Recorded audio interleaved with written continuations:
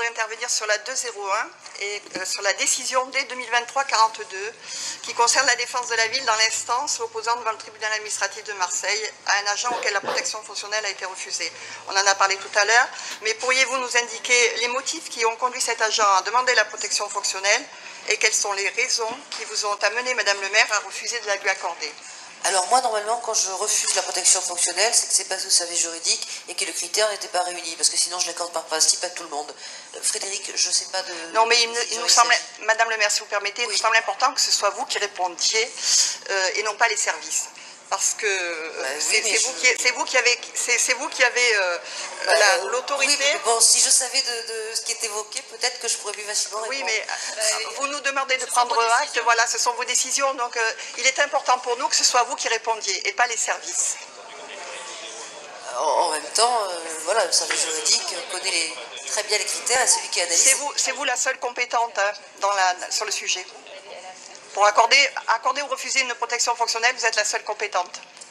Oui, mais je dis, moi, le principe, c'est où elle est possible, et je l'accorde par principe à tout le monde, oui. Où les critères ne sont pas réunis, et je l'accorde pas. Je ne sais pas de quelle affaire il s'agit. Vous êtes d'accord avec nous que quand un agent fait la démarche de demander une protection fonctionnelle, c'est qu'il estime qu'il doit avoir cette protection fonctionnelle. Donc, est-ce qu'on s'est bien penché sur la question? Oui, mais il estime. Et il y a des critères. Oui, mais ça veut dire que c'est quand même... Je passe la parole au service pour donner les critères. Ah, voilà. Donner les critères. J'aimerais vraiment vous entendre, Madame le maire. Madame, très rapidement, je ne vais pas faire un cas général de la... Voilà, cet agent a refait une demande de protection fonctionnelle qui lui a été octroyée. Bon, je peux vous le dire, c'est un scoop. Voilà, c'est en cours. Simplement, on demande d'avoir des éléments précis, si vous voulez, un minimum de précision pour pouvoir déclarer. Pourquoi? Parce que la protection fonctionnelle, c'est la prise en charge aussi des frais d'avocat. Comprenez? Donc, il nous faut des éléments. On va pas faire le procès à la place de l'agent, évidemment. On n'est pas là, on n'est pas le juge. Donc, il faut simplement repréciser. Et souvent, ça arrive. Hein, c'est pas. On demande une reprécision, si vous voulez. On dit, ben voilà, donnez-nous quelques éléments complémentaires. Et là, ça a été fait. Et là, c'est en cours, c'est traité, et elle va lui être accordée. Tout ce que je peux vous dire, madame. Elle va lui être accordée? Oui, madame. Oui, tout à fait.